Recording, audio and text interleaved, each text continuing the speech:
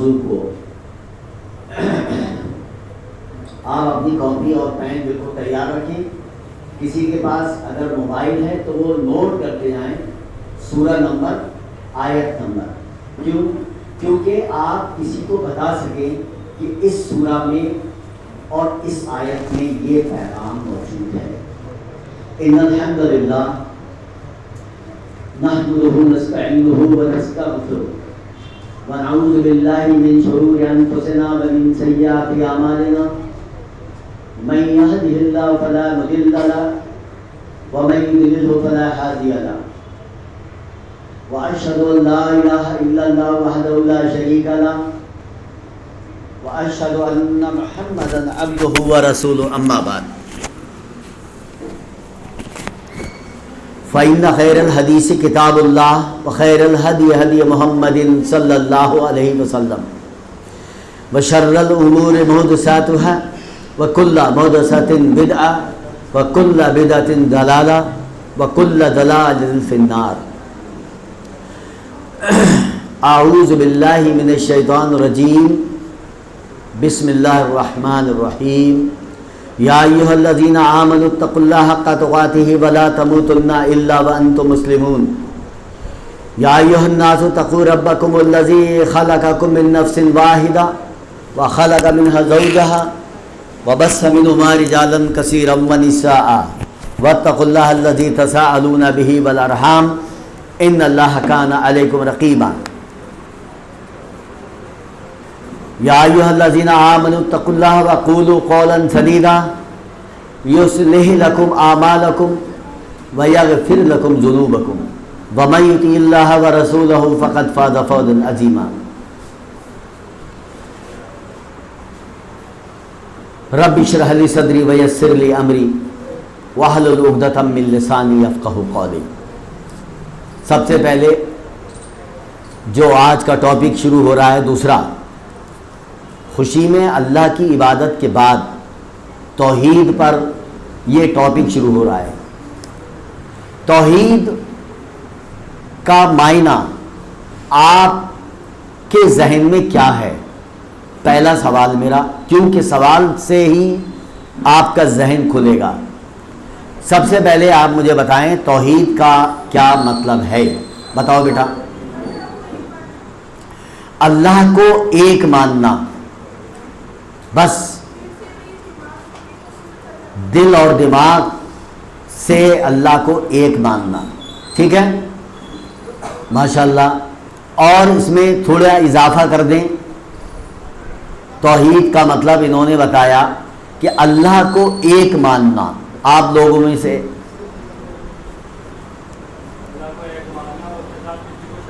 ہاں، اللہ کو ایک تو مان لیا، لیکن اللہ کو ایک مانتے تھے مشرک بھی. مکہ کے مشرک بھی اللہ کو ایک مانتے تھے، لیکن وہ عبادت کسی اور کی بھی کرتے تھے، تو عبادت بھی اسی کی کرنا. سمجھ گئے؟ اللہ کو ایک ماننا اور اسی کو پکارنا، اسی سے مدد مانگنا. اپنی جو بھی آپ کی خواہش ہے، جو آپ مانگنا چاہتے ہیں، وہ صرف اللہ سے مانگنا ہے. اور عبادت کرنا چاہتے ہیں تو صرف اللہ ہی کی عبادت کرنی ہے. یہ ہے توحید.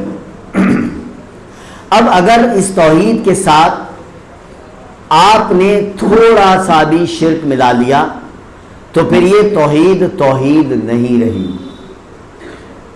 توحید کو میں آپ کو ایک مثال سے بتانا چاہتا ہوں. مثال کے طور پہ ایک شخص گائے کا دودھ لینے جاتا ہے یا کسی بھینس کا دودھ لینے جاتا ہے، اور وہ یہ چاہتا ہے کہ یہ دودھ پیور ہو، اس میں ملاوٹ نہ ہو. تو اگر پیور دودھ لینا چاہتے ہیں آپ، کیونکہ آپ چاہتے ہیں پیور چیز ملنی چاہیے، پھر اللہ بھی یہی چاہتا ہے کہ میرا بندہ صرف مجھے ہی پکارے، میرا بندہ صرف میری عبادت کرے. وہ ملاوٹ نہیں چاہتا. جب وہ ملاوٹ نہیں چاہتا تو اللہ تعالیٰ نے کس صورت میں یہ بات کہی کہ خالص اللہ ہی کی عبادت کرو؟ یہ جو جملہ بولا ہے خالص، اس کا مطلب کیا ہوا؟ خالص صرف ایک، یعنی ذرا سی ملاوٹ نہیں ہونی چاہیے، ذرا سی ملاوٹ نہیں ہونی چاہیے۔ اگر آپ نے تھوڑی سی بھی ملاوٹ کی تو خالص نہیں رہا۔ تو سورہ زمر کی جو پہلی ہی آیت ہے، پہلی دوسری تیسری جب آپ پڑھیں گے، سورہ زمر سورہ نمبر 39 آیت نمبر 1 2 3 پڑھیے آپ، خالص اللہ کی ہی عبادت کریں، یہ اللہ کا پیغام یہاں پر آیا۔ خالص، اس کا مطلب یہ ہوا کہ توحید کے اندر ذرا سی ملاوٹ اللہ کو پسند نہیں ہے۔ توحید کی تعریف کیا ہوئی؟ آپ جانتے ہیں کہ جب اللہ تعالیٰ نے قرآن مجید کی سورہ اخلاص، جانتے سورہ اخلاص کیا ہے؟ کون بتائے گا سورہ اخلاص؟ ہاں، کیا ہے سورہ اخلاص؟ بتائیے۔ قل هو اللہ احد، بالکل صحیح۔ یہ سورہ بہت اہم سورہ ہے۔ توحید کی بنیاد یہیں سے شروع ہوتی ہے۔ توحید اگر شروع ہوتا ہے تو اسی سورت سے شروع ہوتا ہے۔ کیوں؟ کیونکہ رسول اکرم صلی اللہ علیہ وسلم جب ایک رب لا شریک کو ماننے کی دعوت دی تو انہوں نے آپ سے پوچھا، ان لوگوں نے پیارے نبی صلی اللہ علیہ وسلم سے پوچھا کہ جس ہستی کو ماننے کی آپ دعوت دے رہے ہیں، جس ہستی کو ماننے یعنی عبادت کرنے، اس کو ایک اکیلا ماننے کی آپ دعوت دے رہے ہیں، وہ کس چیز سے بنا ہے؟ وہ کیا کھاتا ہے؟ کیا پیتا ہے؟ اس نے کس سے وراثت پائی ہے؟ اس کا وارث کون ہے؟ اس سوال کے جواب میں اللہ تعالیٰ نے کون سی سورہ نازل فرمائی؟ ہاں، سورہ اخلاص۔ دیکھا؟ اب اللہ تعالیٰ نے جب یہ سورہ نازل فرمائی تو اس میں جس کی کوئی شخص عبادت کرتا ہے، چاہے وہ کوئی بھی ہو پوری دنیا کے اندر، اگر اس میں 4 باتیں مل جائیں آپ کو، یعنی چاروں پوائنٹ آپ کو اس کے اندر مل جائیں تو وہ عبادت کے لائق ہوگا، وہ عبادت کے لائق ہوگا۔ وہ 4 باتیں کہاں ملیں گی ہمیں؟ کہاں ملیں گی؟ سورہ اخلاص میں ملیں گی۔ وہ 4 باتیں آپ کو کہاں ملیں گی؟ سورہ اخلاص میں ملیں گی۔ یہ سورہ اخلاص سورہ نمبر 112 ہے، کیونکہ میں نے آپ کو نمبر بتا رہا ہوں تاکہ آپ کو ڈھونڈنے میں پریشانی نہ ہو۔ یہ اتنی اہم سورت ہے کہ جن کو قرآن پڑھنا نہیں آتا وہ نماز میں قل هو اللہ احد ضرور پڑھ لیتے ہیں کہ بھائی ہمیں تو سورت ہی یاد نہیں ہے، بس قل هو اللہ احد یہی یاد ہے۔ تو اتنی پڑھی جاتی ہے، یہ اتنی پڑھی جاتی ہے کہ جو قرآن نہیں بھی جانتا ہے وہ کم سے کم سورہ اخلاص ضرور جانتا ہے۔ 4 پہچانیں کیا ہیں؟ اب میں آپ سے سوال کرتا ہوں، بوائز سے پہلا سوال ہے کہ وہ 4 پہچانیں کیا ہیں؟ قل هو اللہ احد پہلی پہچان، اللہ الصمد دوسری پہچان، لم یلد ولم یولد تیسری پہچان، ولم یکن لہ کفوا احد چوتھی پہچان۔ کون بتائے گا اس کا مطلب؟ ہاں بتائیے۔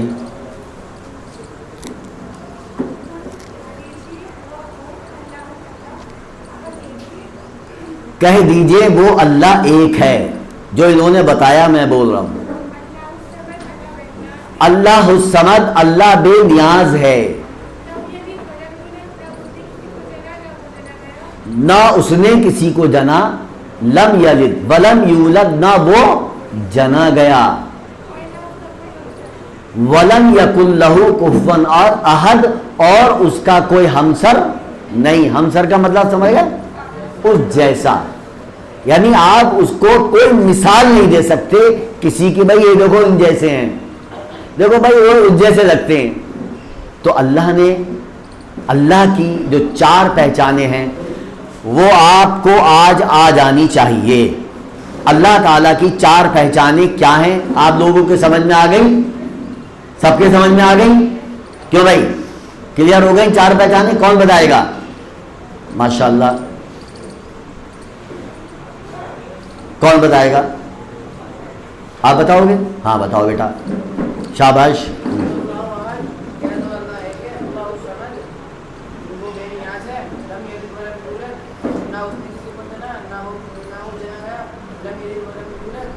وَلَمْ يَكُنْ لَهُ كُفُوًا احد اور اس جیسا کوئی نہیں. ماشاءاللہ.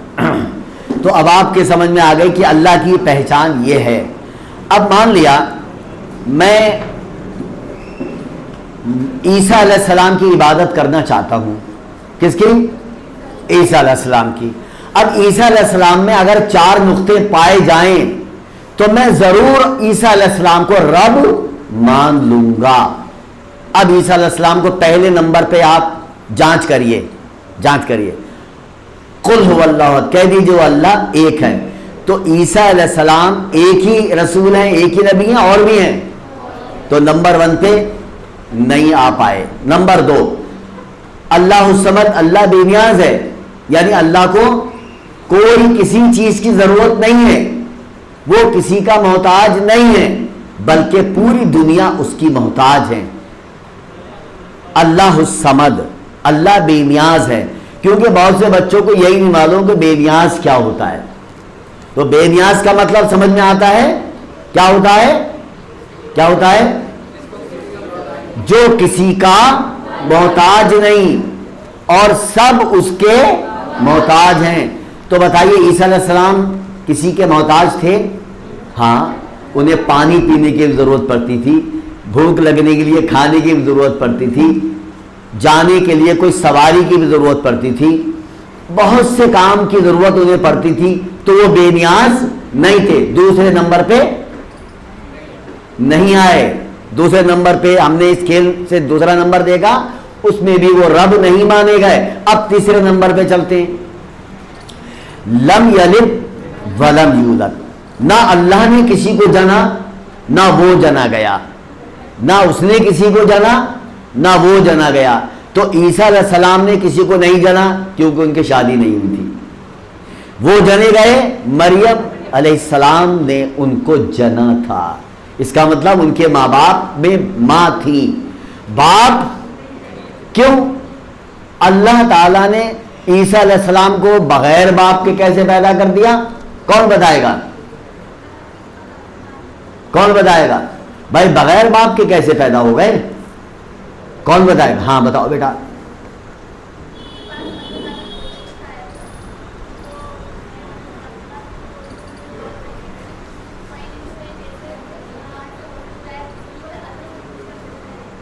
ٹھیک, یعنی وہ ورڈ میں چاہتا ہوں کہ جس سے مجھے سمجھ میں آ جائے. وہ فرشتہ آیا تھا, خوشخبری دی تھی, یہ بات سمجھ میں آ گئی. لیکن کون سا پروسیس تھا جس سے اللہ تعالیٰ نے مریم علیہ السلام سے حضرت عیسیٰ علیہ السلام کو پیدا کیا؟ ہاں, بے نیاز ہے. اور کوئی ورڈ؟ ہاں, فرشتے نے روح پھونکی تھی. اور یہ ایک ایسا ورڈ ہے جو میں آپ کو بتانا چاہتا ہوں, وہ ہے معجزہ, جو میں آپ سے چاہتا تھا کہ یہ لفظ ضرور استعمال کریں آپ. کیا ہے وہ؟ معجزہ. سمجھ گئے؟ ہاں, اللہ تعالیٰ تو کن فیکون, کن فیکون. سمجھ گئے؟ کن ہو جا, فیکون تو ہو جاتا ہے. اب اللہ تعالیٰ کو اگر کوئی بلڈنگ بنانی ہے تو سیمنٹ آئے گا, اینٹیں آئیں گی, کیوں بھائی؟ اللہ تعالیٰ کو کسی ضرورت ہے نہیں.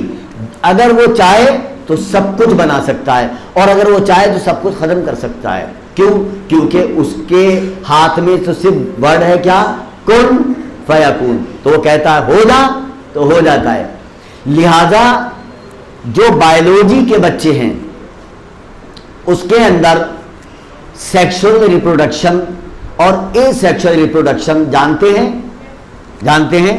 تو اے سیکشل ریپروڈکشن کا مطلب ہے کہ میل فیمیل دونوں نہ ہوں، صرف ایک ہی آرگنزم سے یعنی دوسرا آرگنزم بن جائے، اسے ہم کیا کہیں گے؟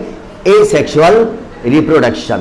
تو ہم یہاں پر آج جو سائنس کہتی ہے کہ اے سیکشل ریپروڈکشن ہو سکتا ہے، تو پہلے ہی ہو چکا ہے. آدم علیہ السلام کو اللہ تعالیٰ نے کیسے بنایا؟ مٹی سے، روحوں کی بن گئے. لیکن بیوی حوا کیسے بنی؟ بغیر ماں کے پتہ چلا کہ بغیر ماں سے ہوئی. ارے باپ سے پیدا ہو گئی بھائی. کہنے کا مطلب یہ ہے کہ میل سے ایک اولاد پیدا ہو جائے، یہ آج کے زمانے میں حیرت کی بات ہے. لیکن اللہ تعالیٰ کیا کرتا ہے؟ کن فیکون، بائیں پسلی سے عورت بنا دی. تو کہنے کا مطلب یہ ہے لم یلد ولم یولد. تو عیسیٰ علیہ السلام کے ماں تھیں، ان کے وہ ماں سے پیدا ہوئے تھے، اس لیے تیسرے نمبر پہ بھی انہیں رب نہیں کہا جا سکتا. اب آتا ہے چوتھا نمبر کیا ہے؟ ولم یکن لہ کفوا احد. کیا عیسیٰ علیہ السلام اس پر ہیں؟ کیا ان جیسا کوئی؟ اللہ تعالیٰ کیا فرماتا ہے؟ اس جیسا کوئی نہیں. تو عیسیٰ علیہ السلام کی 2 آنکھیں، 2 ہاتھ، 2 پیر ہیں، باقی سارا جسم، دل، پھیپھڑے، لنس وغیرہ جسے کہتے ہیں. تو اس کا مطلب کیا؟ ساری چیزیں موجود ہیں. ان جیسا تو اور بھی ہیں بھائی. آپ کے بھی پھیپھڑے ہیں، آپ کے بھی 2 آنکھیں ہیں، آپ کی بھی 1 ناک ہے، جو ہے نہیں. تو اس کا مطلب ان جیسا کوئی نہ کوئی ہے، ان کی کوئی مثال ہے. ٹھیک ہے؟ تو کہنے کا مطلب یہ ان جیسا کوئی نہیں.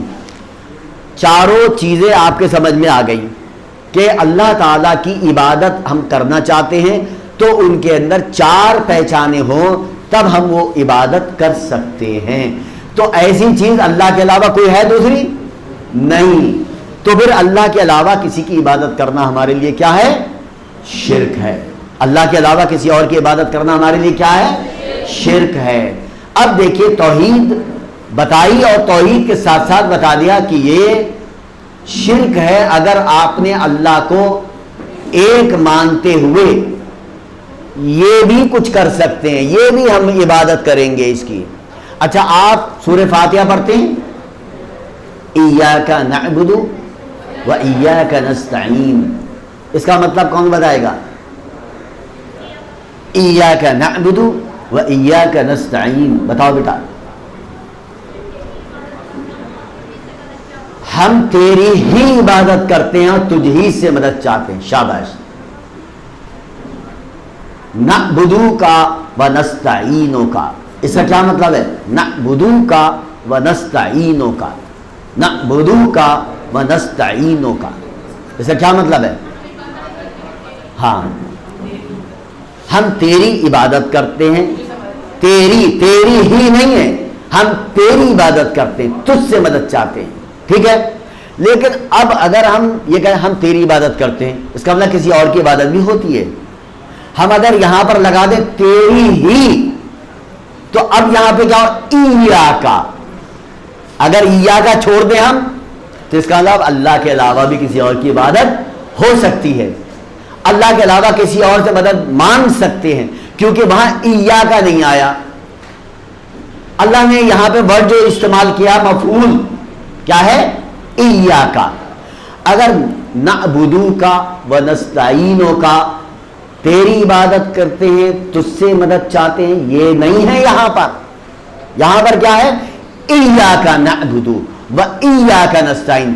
یہ جو ایاکا ہے نا، یہ ہر کی عبادت سے، ہر کی مدد سے ہٹا کر کس کی طرف لانا چاہتا ہے؟ اللہ کی طرف. اگر آپ یہ سمجھ لیں کہ یہ ورڈ جو ایاکا مفعول ہے یہ لگا دیا گیا ہے پہلے ہی، اور پہلے لگا دیا گیا ایڈجیکٹو، پہلے لگا دیا گیا ایاکا، تیری ہی. نعبدو ہم عبادت کرتے ہیں، व इय्याका, और तुझ ही से नस्तईन, हम मदद चाहते हैं। अब जरा गौर करिए, कोई मुसलमान ऐसा है जो ये आयत नहीं पढ़ता है 5 वक्त की नमाज में? कोई मुसलमान ऐसा है? क्यों? क्योंकि सूरह फातिहा के बगैर नमाज नहीं होती। तो इससे ये बात पता चली कि हर वो शख्स जो अल्लाह के सिवा किसी और की भी इबादत करता है वो भी ये जुमला बोलता है। अब आप कहेंगे इबादत तो अल्लाह ही की करता है, अल्लाह की इबादत के अलावा किसकी इबादत करेगा? हाँ, अब इबादत के कॉन्सेप्ट को हम बताएंगे कि इबादत है क्या, इबादत किसे कहते हैं। अब इसके बारे में पहले आ चुकी है बात। सबसे पहला पीरियड तो शेख कमरुज़्ज़मा साहब का हुआ था, उसमें इबादत किसकी और क्यों, यही था ना। तो बताइए इबादत किसे कहते हैं, कौन बताएगा? इबादत है क्या, बताइए इबादत किसे कहते हैं? आप लोगों ने पढ़ा है ना, सुना है बहुत अच्छे तरीके से। कौन बताएगा इबादत किसे कहते हैं? देखिए इबादत कहते हैं अल्लाह, हाँ बताएंगे, बताओ।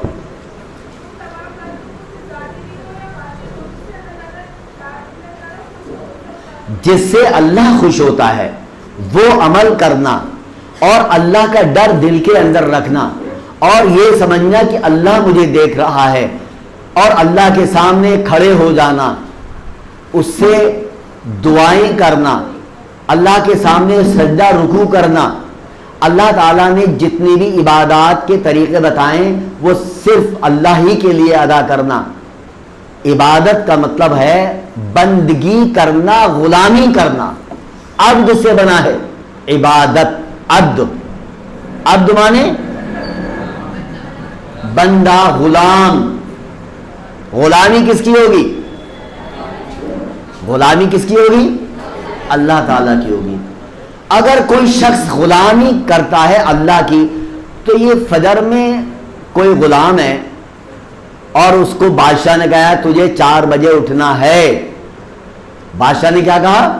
तुझे 4 बजे उठना है। क्या वो 4 बजे के बाद सो सकता है? उसे निकाल दिया जाएगा, क्योंकि गुलाम है बादशाह का। और हम किसके गुलाम हैं? और हम 4 बजे 5 बजे लेटे हुए सो रहे हैं आराम से। सोचिए आप, अब गौर करिए, हम असली गुलाम नहीं है अल्लाह के। असली गुलाम यह है कि जो अल्लाह ने कहा है उसे उसी तरह करना जिस तरह अल्लाह ने कहा है, फरमाया है। तब आप असलियत में गुलाम हैं, अब्द हैं, बंदगी करने वाले हैं। तो इबादत का जो कॉन्सेप्ट है वो बहुत बड़ा कॉन्सेप्ट है, लेकिन मैं आपको तौहीद की जो 3 कैटेगरीज हैं वो बता दूं, उसमें वो इबादत भी आएगी। आप जानते हैं तौहीद रुबूबियत किसे कहते हैं? तो तौहीद रुबूबियत किसे कहते हैं, कौन बताएगा? हाँ बताओ। अल्लाह ताला को रब मानना। रब क्या होता है? रब का मतलब पालनहार, पालने वाला, खिलाने वाला, हमारी परवरिश करने वाला, हमारा जो सारी चीज़ें दुनिया में उसने दी हैं वो सब अल्लाह हमें देता है, यानी वो सारी चीज़ें हमें मुहैया कराता है, वो सिर्फ अल्लाह ही है। ये है हमारा रब, पालनहार। एक होता है उलूहियत, तौहीद उलूहियत। उलूहियत क्या होती है? तौहीद उलूहियत कौन बताएगा? हाँ, अब आई खास बात जो मैं बताना चाह रहा था। हाँ,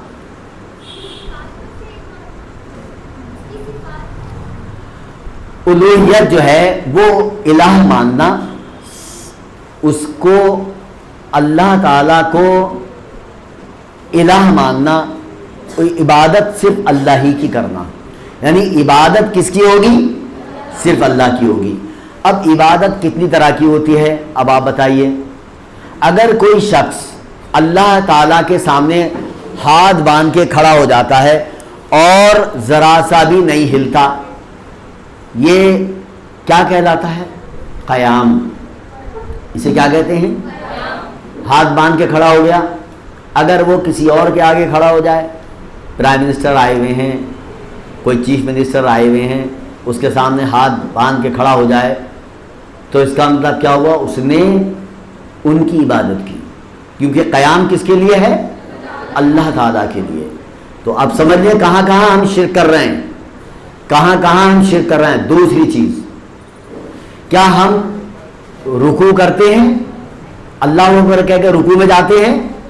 رکوع کس کے لیے کرتے ہیں؟ رکوع میں ہم جھک جاتے ہیں 90 ڈگری پر. کتنے ڈگری پر گھومتے ہیں؟ 90 ڈگری پر جھک جاتے ہیں. اگر کوئی منسٹر ہے, اگر کوئی جس کو آپ بزرگ مانتے ہیں, جس کو آپ کہتے ہیں ارے یہ تو بہت پہنچے ہوئے ولی آ رہے ہیں بھائی, تو آدھے جھک جاتے ہیں ان کے آگے. آپ جھک جاتے نہیں. کس کے آگے جھکنا چاہیے؟ چاہے آپ سبحان رب العظیم پڑھیں یا نہ پڑھیں. یہ دھیان رکھیے گا. بہت سے لوگ کہتے ہیں نہیں صاحب وہ ہم نے نیت نماز کی کری تھی نا, اس کے اندر ہم جھکے تھے اللہ کے لیے. ہم وہاں نیت تھوڑی کری ہے, ہم نے نماز کی. یہ بڑی بے وقوفی کی بات ہے. ارے جب اللہ تعالیٰ نے کہا رکوع کرو سجدہ کرو, کس کے لیے؟ اللہ کے لیے. رکوع کرو سجدہ کرو کس کے لیے؟ اللہ کے لیے. تو رکوع کیا ہے کہ 90 ڈگری پر جھک جانا. اگر آپ کسی کے آگے اتنا جھک گئے تو رکوع عبادت ہے. رکوع کیا ہے؟ عبادت ہے. اور عبادت کس کے لیے خالص ہے؟ صرف اللہ کے لیے. اب آپ گئے سجدے میں, کہاں گئے؟ سمیع اللہ کے بعد سمیع اللہ لمن حمدہ ربنا ولک الحمد حمدا کثیرا طیبا مبارکا فی کے بعد ہم گئے سجدے میں. سجدے میں ہم نے پڑھا سبحان ربی الاعلیٰ پڑھا. یہ سجدے میں ہمارا ماتھا ناک ٹک گئے. اور اگر کوئی شخص کسی زندہ انسان یا کوئی وفات پایا انسان, چاہے وہ ولی ہو, نیک بزرگ ہو, چاہے نبی ہو, چاہے رسول ہو, کسی کے آگے جھکنا اتنا جیسے ناک اور ماتھا ٹک جائے, کیونکہ رکوع اور سجدہ کس کے لیے ہے؟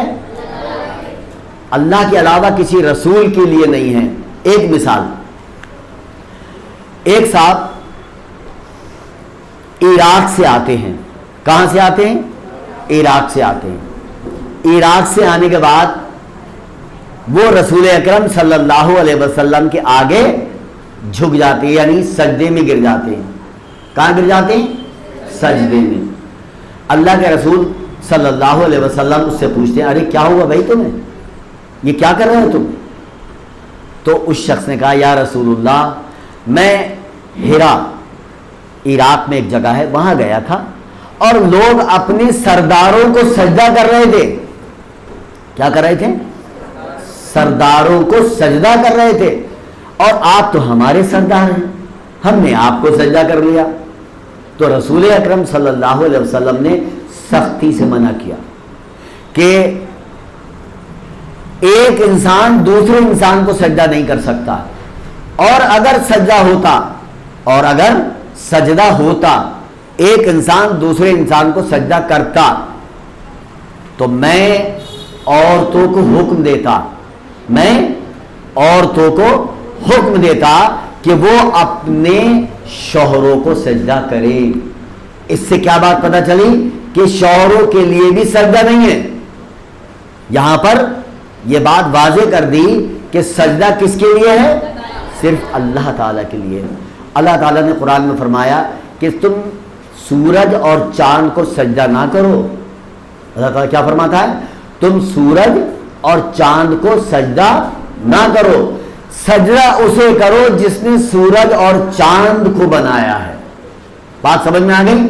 اب اس آیت سے کیا بات پتہ چلی کہ سورج اور چاند کو سجدہ نہ کرو. کس کو سجدہ کرو؟ جس نے سورج اور چاند کو بنایا ہے.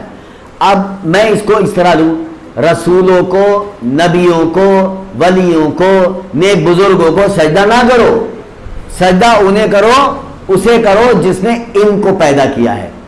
بات سمجھ میں آ گئی؟ یعنی جب اللہ تعالیٰ نے قرآن میں یہ کہا, یہ فرمایا کہ سورج چاند کو سجدہ نہ کرو, کیوں؟ کیونکہ سورج چاند کا بنانے والا بھی تو کوئی ہے. کون ہے خالق؟ اللہ ہے. تو سجدہ کیا ہے؟ عبادت ہے۔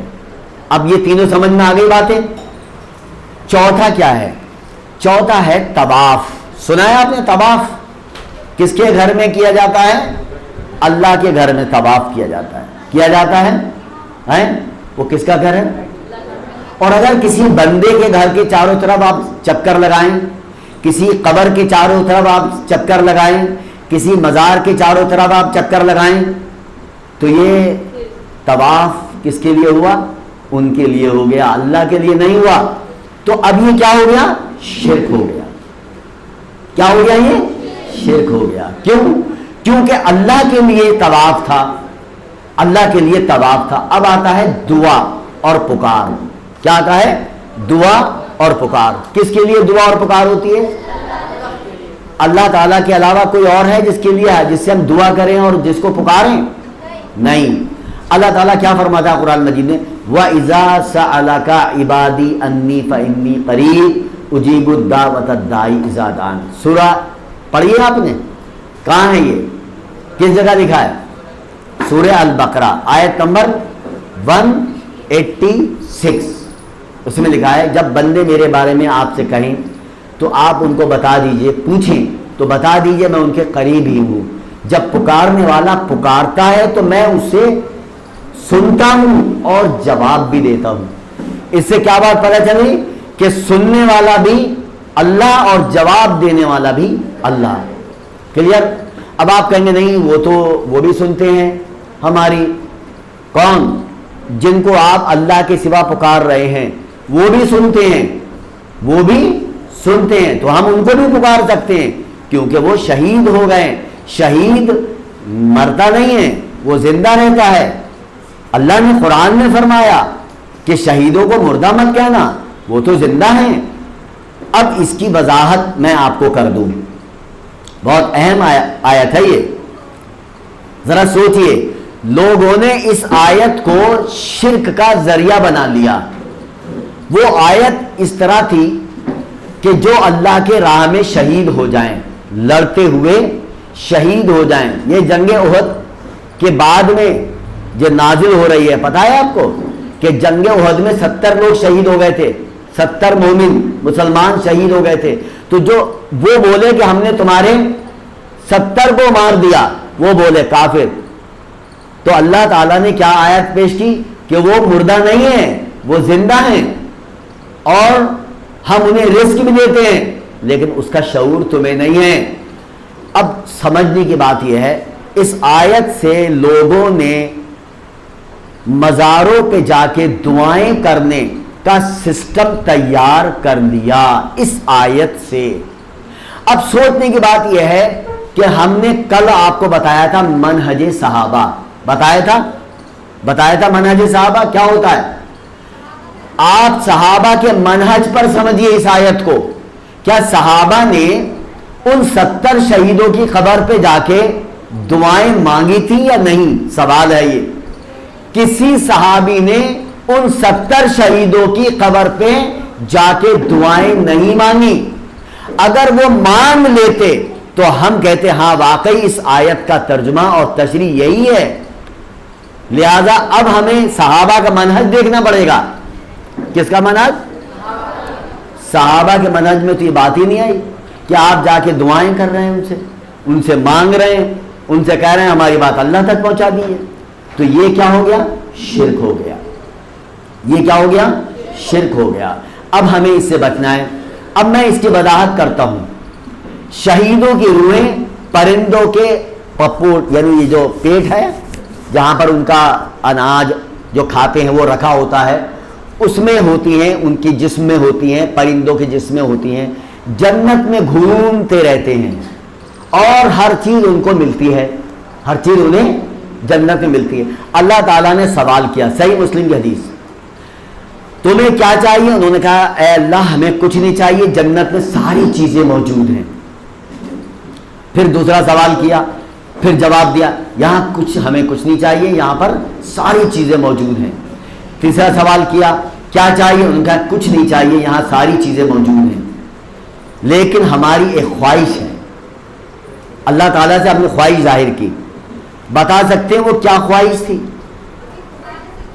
शाबाश, गुड। हमें दोबारा दुनिया में भेज दे, दोबारा से दुनिया में भेज दे, ताकि हम दोबारा से शहीद हों, फिर यहां पर आए। इससे ये बात पता चली कि शहीद होने का उन्हें मजा लग चुका था, शहीद होने का उन्हें मजा लग चुका था, और हम शहीद होने के लिए तैयार नहीं है, हम शहीद होने के लिए तैयार नहीं है।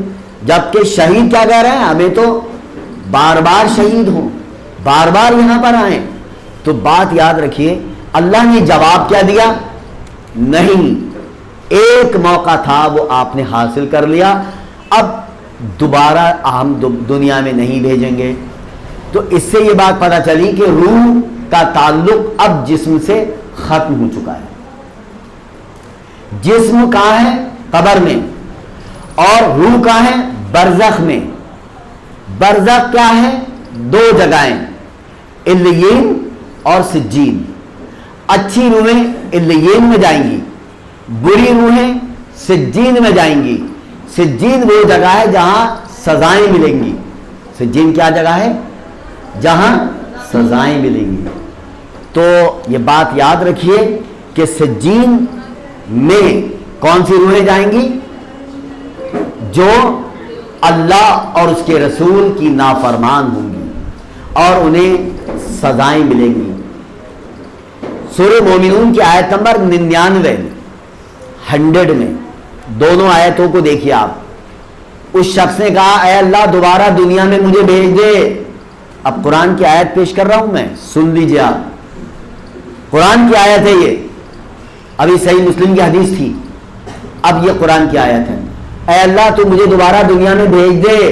अल्लाह ने कहा, कल्ला, हरगिज नहीं। क्या कहा? हरगिज नहीं। कयामत के बाद जब हम दोबारा दुनिया में उठाए जाएंगे तब भेजेंगे हम। अब हमारे यहाँ क्या है कि जुमेरात के दिन भी रूह आएगी, बरसी के दिन भी रूह आएगी, 40 के दिन भी रूह आएगी। हमारे यहाँ ये भी चलता है ना। ये कहाँ से गढ़ लिया बात? रूह का ताल्लुक मरने के बाद अब अल्लाह से हो जाता है, वहां से रूह नहीं आती है। ये बात बिल्कुल अपने जहन में फिट कर लें कि रूह दोबारा दुनिया में नहीं आएगी। कब आएगी? कब आएगी? कयामत के दिन। तो आप बात समझ गए? तो अब वो कैसे आप सुना दोगे उनको? भाई जिस्म को थोड़ी सुनाओगे, रूह अंदर होगी तभी तो सुनेंगे वो। अब आयत पढ़ते हैं हम, सूरह फातिर, सूरह नंबर 35, आयत नंबर 22। इन्न अल्लाह यस्मिउ मन यशा, अल्लाह जिसे चाहता है सुना देता है। वमा अंता बिमुस्मिन मन फिल कुबूर, तो ए नबी सल्लल्लाहु अलैहि वसल्लम आप नहीं सुनाने वाले उन्हें जो कब्रों में हैं। अब समझ में आ गई? यानी जो कब्रों में हैं उन्हें आप नहीं सुना सकते, उन्हें आप नहीं सुना सकते। अब ये आयत नोट कर ले अपने पास, ताकि आपको ये दोनों बातें याद रहें कि आप कब्र वालों को नहीं सुना सकते। अब वहां पर क्या है? क्या कह रहे हैं? नहीं भाई सुना सकते हैं, ये तो जिंदा है, जिंदा को नहीं सुनाएंगे हम। इस तरह की बातें करके सहाबा के मनहज से लोगों को हटा दिया जाता है। तो हमें किससे मांगना चाहिए? सिर्फ अल्लाह से। अब आगे तवाफ, एक होता है एतिकाफ। एतिकाफ के बारे में कौन जानता है? एतिकाफ किसे कहते हैं? हाँ बताओ बेटा। अल्लाह ताला के घर में बैठ जाना, दुनिया से कट हो जाए। दुनिया से हमारा आप कोई ताल्लुक नहीं, हमारा ताल्लुक सिर्फ अल्लाह से है। लेकिन ऐसा नहीं है दुनिया से बिल्कुल ही ताल्लुक खत्म हो गया हो। आप खाना भी खाएंगे, पानी भी पिएंगे। भाई मस्जिद में बैठे हैं, एतिकाफ में सारी चीजें आती हैं। क्यों भाई? बात भी करते हैं या मुंह भी बंद कर लिया जाता है आपका? किसी बात भी कर सकते हैं। लेकिन अल्लाह के घर में बैठेंगे, फजूल बात बिल्कुल नहीं करेंगे, सिवाय अल्लाह की याद के, अल्लाह की तस्बीहात के और जिक्र अस्कार के। ठीक है, शाबाश। अगर आप किसी और जगह 40 दिन का चिल्ला लगाने पहुंच गए, एतिकाफ फला जगह 40 दिन मैं बैठी हूं मैं, यहां मेरी मुरादें पूरी हो जाएंगी, यहां मेरा काम हो जाएगा। किसी ने मुझे बताया था कि 40 दिन की यहां पर आपको बैठना पड़ेगा। کس کے یہاں؟ فلا فلا قبر پہ، فلا فلا مزار پہ۔ یاد رکھیے میں کسی بزرگ کو برا نہیں کہہ رہا ہوں، آپ سمجھیں سارے بزرگ اللہ تعالیٰ کے یہاں اونچے مقام پر ہیں، لیکن انہوں نے نہیں کہا کہ ہماری قبر پہ آ کے 40 دن کا تم چلہ لگاؤ۔ اور اگر کوئی 40 دن کا چلہ لگا رہا ہے تو کیا کر رہا ہے؟ وہ وہاں پر ان سے لو لگا رہا ہے۔ لو کس سے لگانا چاہیے؟ اللہ سے۔ اللہ سے لو کہاں لگائی جائے گی؟ مسجد میں، یا آپ اپنے گھر میں لگائیے۔ قبرستان میں لو لگانا یہ مناسب نہیں ہے، صحیح نہیں ہے، بلکہ کچھ لوگ اس کو عبادت میں، کچھ لوگ اسے عبادت میں شرک مانتے ہیں، اور اس لیے مانتے ہیں کہ اعتکاف بھی عبادت ہے۔ اعتکاف کیا ہے؟ عبادت ہے، اور عبادت کس کی ہو رہی ہے؟ اللہ کے علاوہ کسی اور کی، تو یہ بھی کیا ہو گیا؟ شرک ہو گیا۔ اب شرک کی ساری قسمیں آ گئی، سمجھ میں آ گئی بات۔ اب ہم چلتے ہیں عبادت میں ایک بہت اہم ہے، توکل کسے کہتے ہیں؟ توکل، اللہ پہ بھروسہ۔ شاباش، ہمیں لوگوں پر بھروسہ ہوتا ہے، اللہ پہ کم ہوتا ہے، نہیں ہوتا ہے؟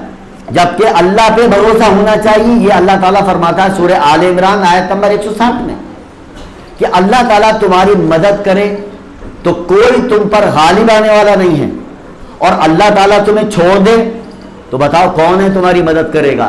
تو ایمان والوں کو چاہیے کس پر بھروسہ رکھیں؟ اللہ پر۔ یہ اللہ تعالیٰ بھروسے کی بات کر رہا ہے، توکل کی بات کر رہا ہے، یہ بھی کیا ہے؟ عبادت ہے۔ اور توکل کسی اور پر کیا ہے؟ یہ شرک ہے۔ بات کلیئر ہو گئی؟ اب ہم چلتے ہیں اگلی شرک پر۔ آپ جانتے ہیں کہ روزہ رکھا جاتا ہے کس کے لیے؟ آپ کبھی سنا ہے کہ آج فلاں کا روزہ ہے، فلاں کا روزہ ہے؟ سنا ہے آپ نے؟ 16 بیویوں کا روزہ رکھا جائے گا، کچھ اس طرح کی چیزیں آتی ہیں ہمارے معاشرے میں، آتی نہیں آتی؟ 16 سیدوں کا، 16 سیدوں کا روزہ رکھا جائے گا۔ جیسے غیر مسلم کیا کرتی ہیں عورتیں؟ وہ اپنے شوہر کے نام پر، یعنی شوہر کے نام پر روزہ رکھتی ہیں، جبکہ روزہ ان کو رکھنا چاہیے اللہ کے نام پر۔ وہ رکھتی کس کے لیے؟ شوہر کے لیے۔ تو ہمیں روزہ کس کے لیے رکھنا چاہیے؟ اللہ کے لیے۔ بات سمجھ میں آ گئی؟ کلیئر ہو گئی بات؟ تو روزہ بھی عبادت ہے، کس کے لیے ہے؟ اللہ کے لیے۔ نماز عبادت ہے، کس کے لیے ہے؟ اب یہ عبادت کا کنسپٹ کلیئر ہو گیا۔ اب ہم چلتے ہیں صفات میں شرک۔ ابھی اس میں ایک چیز اور آئے گی، میں بتاؤں گا انشاءاللہ۔ صفات کیا ہوتی ہے؟ اللہ کے صفاتی نام جانتے ہیں؟ ہاں بتاؤ۔ اللہ کے ناموں میں شرک ہو رہا ہے، کیسے؟ مشکل کشا کون؟ لیکن ہمارے معاشرے میں کہتے ہیں یا علی مشکل کشا ہے تو، اے علی تو ہماری مشکل دور کر دے۔ کس کو پکارا؟ حضرت علی رضی اللہ تعالیٰ۔ کیا حضرت علی نے کہا تھا کہ مجھے پکارنا؟ نہیں۔ تو حضرت علی کا درجہ تو بہت اونچا ہے، خلفائے راشدین میں ہیں، لیکن چاروں خلیفاؤں نے نہیں کہا کہ ہمیں مدد کے لیے پکارنا۔ اس کا مطلب اگر مشکل کشا اللہ ہے تو آپ توحید پر ہیں، اور اگر مشکل کشا فلاں فلاں ہیں، آپ کی مشکل فلاں دور کر رہے ہیں، فلاں دور کر رہے ہیں، تو آپ کیا کر رہے ہیں؟ شرک کر رہے ہیں۔ بات سمجھ میں آ گئی؟ یہ دیکھیے سب سمجھ میں آ رہا ہوگا آپ کی شرک کیا چیز ہے۔ گنج بخش، گنج بخش کسے کہتے ہیں؟ نہیں، کون بتائے گا؟ گنج بخش، خزانے بخشنے والا۔ کون ہے خزانے بخشنے والا؟ اور اگر ہم یہ کہیں کہ بھائی فلاں فلاں ہیں، یہ ہمیں خزانہ دیتے ہیں۔ ایک گھر میں گیا، وہاں پر ایک طاق بنا ہوا تھا۔ میں نے پوچھا یہ کیا ہے؟ بولے یہ طاق ہے اور اس میں فلاں بزرگ ہے، میں نام نہیں لوں گا کہ آپ لوگوں کو ہو سکتا ہے عقیدت ہو تو اس لیے آپ کو تھوڑا اکورڈ لگے، یہ فلاں بزرگ ہیں۔ میں نے کہا کیا کرتے ہیں یہ؟ بولے ان کی وجہ سے تو یہ ساری بلڈنگ، سارے مکان ہمارے، ساری روزی، سارا انتظام ان کی وجہ سے تو ہوا ہے۔ استغفر اللہ، استغفر اللہ، کتنے افسوس کی بات ہے۔ کون کرتا ہے؟ اللہ کرتا۔ وہ کیا کہہ رہی ہے بچی؟ ان کی وجہ سے ہوا ہے سب کچھ۔ اب ذرا غور کریے، خزانے تو انہوں نے بخشے ہیں ہمیں، اور اللہ تعالیٰ قرآن میں کیا کہتا ہے؟ خزانے بخشنے والا اللہ ہی ہے، وہی ہے جو خزانے بخشتا ہے. اور دستگیر کسے کہتے ہیں؟ دستگیر. کسی بزرگ کا نام رکھا ہے انہوں نے دستگیر. دستگیر کا مطلب مصیبت کے وقت تھامنے والا. اگر آپ کو مصیبت کے وقت کوئی تھام رہا ہے تو وہ کون سی ذات ہے؟ اور اگر آپ نے کسی اور کو سمجھا تو شرک ہو جائے گا. بات سمجھ میں آ گئی؟ ایک ہوتا ہے غریب نواز. یہ نام تو بڑا کامن ہے، غریبوں کو نوازنے والا. اللہ تعالی کے علاوہ غریب نواز کوئی ہے نہیں ہے. اور اگر آپ نے کسی اور کو مان لیا کہ یہ ہے تو آپ نے اللہ تعالیٰ کے ساتھ ان کو شریک ٹھہرا لیا. اور بھی ہیں داتا. داتا کیا مطلب؟ دینے والے. دینے والے کون؟ اللہ.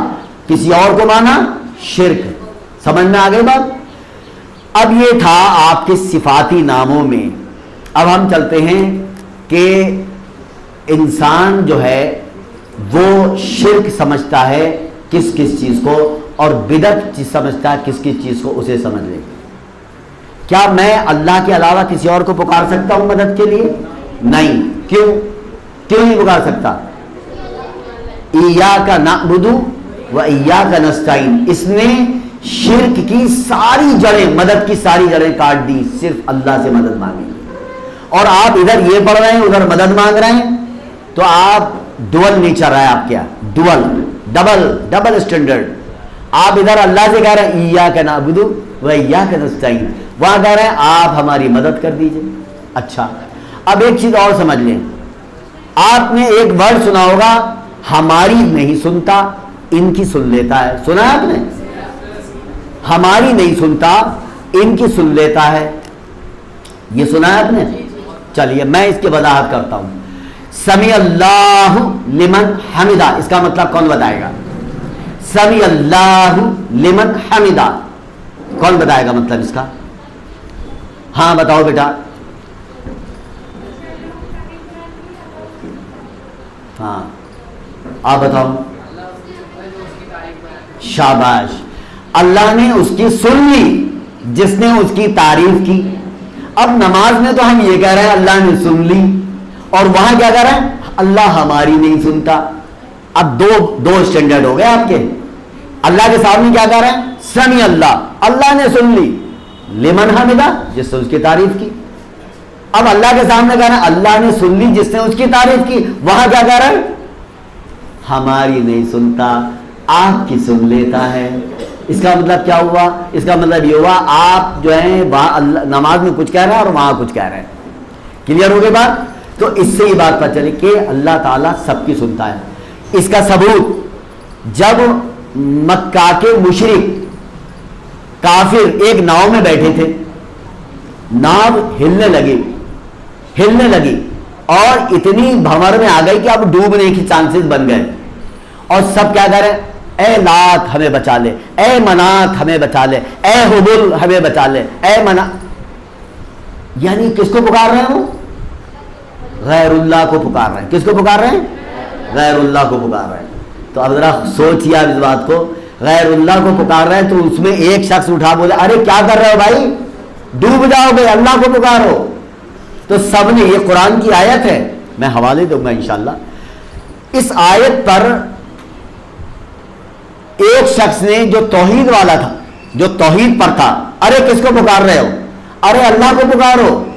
جیسے سب نے اللہ کو پکارا، کشتی بھمر سے نکل گئی. تو اللہ تعالیٰ نے کیا کہا یہاں پر کہ جب وہ کشتی بھمر میں آ گئی تھی تو انہوں نے اللہ کو پکارا تھا، اور پھر جب کشتی بھمر سے نکل گئی تو پھر وہ اپنے غیر اللہ جو بھی ہیں ان کو پھر سے پکارنے لگے، پھر سے ان کو ساتھ اللہ کے ساتھ شریک ٹھہرانے لگے. یہ اللہ تعالیٰ نے قرآن میں وضاحت کی. اب آپ مجھے بتائیے مشرکوں کی سنتا ہے اللہ؟ مشرکوں کی سنتا نہیں؟ ابھی تو سنی تھی. ارے ابھی مشرکوں کی تو سنی تھی. ارے وہ کس کو آواز دے رہے تھے؟ اپنے بتوں کو آواز دے رہے تھے. بزرگوں کے جو بت بنا رکھے تھے ان کو آواز دے رہے تھے، ان کو پکار رہے تھے. اور ایک توحید پرست نے کیا کہا؟ اللہ کو پکارو. یہ تو کہا. تو سب نے اللہ کو پکارا تو کشتی بچ گئی. تو یہ بتائیے وہ لوگ کون تھے؟ مشرک تھے یا کافر تھے؟ ہاں وہ کافر تھے اور مشرک تھے. تو اللہ تعالیٰ نے تو کافر کی اور مشرک کی بھی سن لی تھی. اب میں بتاتا ہوں سب کی سنتا ہے اللہ تعالیٰ, سب کی سنتا ہے. لیکن دعا 3 کنڈیشن بتائی تھی آپ کو, دعا کی بتائی تھی. یہاں 3 کنڈیشن, یا تو قبول ہو گئی, یا وہ دعا آپ کی حفاظت کرے گی اگر کوئی مصیبت آپ کے اوپر آئی, یا پھر قیامت کے دن اس دعا کی نیکیاں آپ کو ملیں گی. فائدے میں زیادہ کہاں رہیں گے آپ؟ قیامت کے دن. فائدے میں کہاں رہیں گے آپ؟ قیامت کے دن. آپ کو وہاں ڈھیر ساری نیکیاں ملیں گی. بات سمجھ گئے؟ تو اس طرح پکارنا صرف اللہ کو. اب آتا ہے کہ ہم تو ان کو وسیلہ مانتے ہیں, ہم تو پکارتے تو اللہ ہی کو ہیں, لیکن ان کو وسیلہ مانتے, ان کے ذریعے سے ہماری بات, جب ان کا نام لیں گے تو اللہ کے کان کھل جائیں گے. جیسے اللہ کے کان میں ڈانٹ لگے گی نا, ڈانٹ لگے گی یہاں پہ, جیسے بزرگ کو پکار کھول دیا انہوں نے, ارے آپ نے میرے بزرگ کو پکارا. کہاں لکھا یہ کیسی باتیں لوگ کرتے ہیں. افسوس کی بات ہے, افسوس کی بات ہے. کیا اللہ کسی کا محتاج ہے؟ آپ نے کہا اللہ الصمد, اللہ کسی کا محتاج نہیں ہے. تو ہم اگر ان کا نام لیں گے تب اللہ ہماری سنے گا, تب ہماری قبول کرے گا. یہ کہیں کسی قرآن کی کوئی آیت آپ دکھا دیں آپ کو نہیں ملے گا. اب رہی بات اس بات کی کہ وسیلے 3 طرح کے ہوتے ہیں. میں اپنی بات کو اینڈ تک لے کے جا رہا ہوں. وسیلے کتنے طرح کے ہوتے ہیں؟ ایک وسیلہ ہوتا ہے قرآن پاک میں سورہ اعراف آیت نمبر 180, سورہ اعراف آیت نمبر 180 کیا کہا؟ اللہ کے بہترین نام ہیں, ان کے ذریعے سے اللہ کو پکارو. دیکھیے اللہ نے کس سے کہا؟ اپنے ناموں کو. اے اللہ تو غفور ہے, مجھے معاف کر دے. اے اللہ تو رحمان ہے, میرے پر رحم کر دے. تو رحیم ہے, میرے پر رحم کر دے. تو کریم ہے, میرے پر کرم کر دے. تو ہم کس کو پکار رہے ہیں؟ اللہ کو پکار رہے ہیں. تو اللہ کے ناموں کو پکاریے اور اسی سے اللہ سے دعا کریے. یہ پہلا وسیلہ ہو گیا. دوسرا وسیلہ ہے آپ کے نیک اعمال. آپ کے نیک اعمال. 3 لوگ غار میں پھنس گئے, صحیح بخاری کی حدیث. 3 لوگ غار میں پھنس گئے, بہت تیز آندھی طوفان آیا, ایک بڑا پتھر ان کی غار کے منہ پہ آ کے لگ گیا. تینوں پریشان ہو گئے کہ اب ہماری خبر اسی میں بن جائے گی, کیونکہ اب یہ پتھر تو ہم سے ہلے گا نہیں, ہم تو باہر نکل نہیں پائیں گے, یہ تو ہم مر جائیں گے اس میں. تو تینوں نے کیا کیا؟ ایک نے اپنے نیک اعمال کا واسطہ دیا. کون سا؟ والدین کی خدمت کا. وہ میں پوری ڈیٹیل میں نہیں جاؤں گا, بہت لمبا ہو جائے گا پھر. ایک نے اپنے والدین کی خدمت کا حوالہ دیا اللہ کو, اے اللہ اگر وہ عمل تجھے پسند تھا تو یہ پتھر کو ہٹا دے. پتھر کھسک گیا. ایک شخص بے حیائی اور بدکاری سے بچا تھا اللہ کی رضا کے لیے, اللہ کی رضا کے لیے بے حیائی اور بدکاری سے بچا تھا. یعنی وہ بے حیائی اور بدکاری, آپ انڈرسٹوڈ, آپ سمجھ رہے ہوں گے, اس سے بچا تھا. اور اس نے کہا اے اللہ اگر وہ میرا عمل تجھے پسند تھا, میں تیری رضا کے لیے میں اس کام کو میں نے نہیں کیا تھا, اے اللہ تجھے راضی کرنے کے لیے اگر وہ عمل تجھے پسند تھا, پسند ہے, تو اس پتھر کو ہٹا دے. پتھر اور کھسک گیا. اب تیسرے نے کیا دعا مانگی کہ ایک مزدور کی مزدوری نہیں دے پایا تھا, وہ جب کئی سال کے بعد آیا تو اس کی مزدوری سے بکریاں میں نے خرید لی, اور بکریاں اتنی ڈھیر ساری ہوئی کہ پوری پہاڑی کے نیچے ساری بکریاں اسی کی تھیں. نے کہا میری مزدوری دو. بولے یہ بکریاں لے جاؤ. بکریاں؟ میرے مزدوری تو مذاق نہیں. ارے بھائی تیری مزدوری کی تو ہے یہ. وہ ساری بکریاں لے گیا اور اس نے سب بکریاں اس کو دے دی, تیری بکریاں, کہ تیری مزدوری کے پیسے سے میں نے بکری لے لی تھی اور اس سے اتنی بکریاں ہو گئی. سوچئے اس شخص نے کہا اے اللہ اگر وہ تجھے عمل میرا پسند تھا اس پتھر کو ہٹا دے. پتھر اتنا کھسک گیا کہ تینوں نکل آئے. یہ کیا ہے؟ نیک اعمال کا کیا ہے؟ ہاں, واسطہ دیا. کس کا؟ نیک اعمال کا. کتنے ہو گئے؟ 2. اب تیسرا سنیے. جو شخص موجود ہو, مثال کے طور پہ آپ مجھ سے کہیں کہ انیس سر ذرا ہمارے لیے دعا کریے گا, ہماری امی بیمار ہیں, ہمارے پاپا بیمار ہیں, یا ہمارا یہ کام ہے, ہم پاس ہو جائیں. بہت سی باتیں ہو سکتی ہیں. ہاں بالکل میں دعا کروں گا آپ کے لیے. آپ مجھ سے دعا نہیں, آپ کسی اور سے بھی کرا سکتے ہیں جس کو آپ بہتر سمجھتے ہیں. لیکن اگر میں مر جاؤں اور میری قبر بن جائے، آپ کہیں قبر پہ آ کے یا نیسر آپ ہمارے لیے دعا کر دیجئے، صحیح ہے غلط؟ غلط ہے. یعنی میں زندہ ہوں، موجود ہوں، تو مجھ سے آپ دعا کرا سکتے. جیسے رسول اکرم صلی اللہ علیہ وسلم جب موجود تھے، ابھی میں آپ کو بتاؤں گا آپ کے سوال کا جواب، جب موجود تھے تو ایک نبینہ اندھے آئے تھے، انہوں نے کہا یا رسول اللہ میں آپ کے واسطے سے دعا کرنا چاہتا ہوں. تو آپ نے کہا جاؤ آپ وہاں دعا کرو، میں آپ کے لیے یہاں دعا کرتا ہوں. تو اس نابینا، پہلے تو اللہ کے رسول نے منع کر دیا کہ تم صبر کر لو، لیکن انہوں نے کہا میں صبر نہیں کروں گا. تو پھر کہا اچھا تم بھی دعا کرو میں بھی دعا کرتا ہوں. اس شخص نے کہا اے اللہ میرے نبی میرے حق میں دعا کر رہے ہیں، اے اللہ میرے نبی میرے حق میں دعا کر رہے ہیں آنکھوں کے لیے، تو ان کی دعا قبول کر لے. اور پیارے نبی نے کیا کہا، اے اللہ اس کی آنکھیں ٹھیک کر دے، اس کی آنکھیں لوٹا دے. ذرا غور کریے، تو رسول اللہ نے بھی دعا مانگی اور اس شخص نے بھی دعا مانگی. پیارے نبی موجود تھے یا وفات پا گئے تھے؟ موجود تھے. اب آگے جب پیارے نبی صلی اللہ علیہ وسلم کی وفات ہو گئی، کیا ہو گئی؟ وفات ہو گئی. مدینے میں آپ کی قبر مبارک موجود ہے. حضرت عمر رضی اللہ تعالیٰ عنہ کو ضرورت پڑی وسیلے کی. کس کی ضرورت پڑی؟ وسیلے کی پڑی، واسطے کی پڑی. کیا پڑی؟ کہ ہم کس کے واسطے سے اللہ سے بارش کروائیں. کس کے واسطے سے؟ پہلے تو رسول اللہ کے پاس چلے جاتے تھے اور ان سے کہتے تھے، وہ بارش، وہ دعا مانگتے تھے اور بارش ہو جایا کرتی تھی. اب بڑے پریشان، تو کہاں پہنچے؟ عباس رضی اللہ تعالیٰ عنہ کے پاس. وہ کون ہے؟ پیارے نبی کے چچا، چچا بانی چچا. کون ہے وہ؟ چچا. ان کے پاس پہنچے. اب حضرت عمر کیا فرما رہے ہیں ذرا سنیے. آپ اللہ کے رسول کے چچا ہیں اور اللہ کے رسول کے بہت قریب ہیں. ہم جب پیارے نبی موجود تھے تو ان سے دعا کراتے تھے، ان کو وسیلہ بناتے تھے. اب وہ ہمارے درمیان نہیں ہیں، اس لیے ہم آپ کو وسیلہ بنانے آئے ہیں. اب وہ ہمارے بیچ میں نہیں ہیں، اس لیے ہم آپ کو وسیلہ بنانے آئے ہیں. آپ دعا کریں گے ہم آمین کہیں گے. اللہ تعالیٰ نے یعنی وہ گئے باہر میدان میں گئے اور نماز پڑھی، دعا کی. اب دعا کر رہے ہیں کون؟ عباس رضی اللہ. ادھر پیچھے کون ہے؟ عمر رضی اللہ تعالیٰ. کہہ رہے ہیں اے اللہ عباس رضی اللہ تعالیٰ عنہ کی دعا بارش کے حق میں قبول کر لے، کیونکہ پہلے ہم تیرے نبی صلی اللہ علیہ وسلم کو لائے تھے، اب وہ نہیں ہیں، ہم ان کے چچا کو لائے ہیں. ذرا غور کریے، ہم ان کے واسطے سے دعا مانگنا چاہتے ہیں. اب مدینے میں تو قبر موجود ہے نا، تو اللہ کے رسول کی قبر پہ سب لوگ کیوں نہیں پہنچے؟ سارے صحابی، حضرت عمر جو اللہ کے رسول سے کہہ رہے ہیں کہ میں آپ سے اپنی جان سے زیادہ محبت کرتا ہوں، کہہ رہے ہیں نہیں کہہ رہے ہیں؟ آپ سے اپنی جان سے زیادہ محبت کرتے ہیں. وہ کیا کہہ رہے ہیں کہ پہلے نبی صلی اللہ علیہ وسلم تھے، پہلے نبی صلی اللہ علیہ وسلم تھے، ہم ان کے وسیلے سے دعا مانگتے تھے، اب وہ نہیں ہیں، ہم ان کے چچا کو لائے ہیں، ان کے وسیلے سے دعا مانگ رہے ہیں. تو اس سے یہ بات پتہ کیا چلی کہ وفات کے بعد کسی بھی بزرگ سے، کسی بھی نبی کی واسطہ دے کر دعا کرنا یہ جائز ہے ہی نہیں. اس لیے 3 وسیلے آئے ہمارے سامنے. پہلا اللہ کے نام، دوسرا نیک اعمال، اور تیسرا زندہ کسی بھی نیک شخص سے دعا کرانا. یہ ہے 3 وسیلے جو میں نے آپ کے سامنے رکھے ہیں.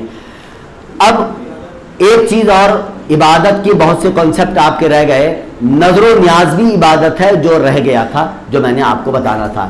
اللہ کے نام پر نظر و نیاز پیش کرنا، یہ کیا ہے؟ یہ کیا ہے؟ یہ عبادت ہے. اور عبادت کس کے لیے کی جائے گی؟ کس کے لیے کی جائے گی؟ اللہ کے لیے. اگر اب میں اپنی بات کو یہاں پہ ختم کرنے جا رہا ہوں اور آپ سے سوال چاہوں گا کہ 10 منٹ کے اندر اپنے سوال دیں، اور وہ لوگ جو ہیں ریفریشمنٹ کے لیے اپنا کام شروع کر دیں پیچھے سے، اور پیچھے سے ایک بچی ادھر جائیں اور وہاں سے چیزیں لے لیں. ٹھیک ہے، 2 بچی جائیں. تو اللہ تعالیٰ سے دعا ہے کہ اللہ تعالیٰ ہمیں توحید پر قائم رکھے. آخری بات بتا کے میں اپنی بات کر رہا ہوں ختم. آپ نماز پڑھتی ہیں، روزے رکھتی ہیں، نیک کام کرتی ہیں، آپ لوگ بھی کرتے ہیں، یہ سب قیامت کے دن ڈسٹ بن میں ڈال دیے جائیں.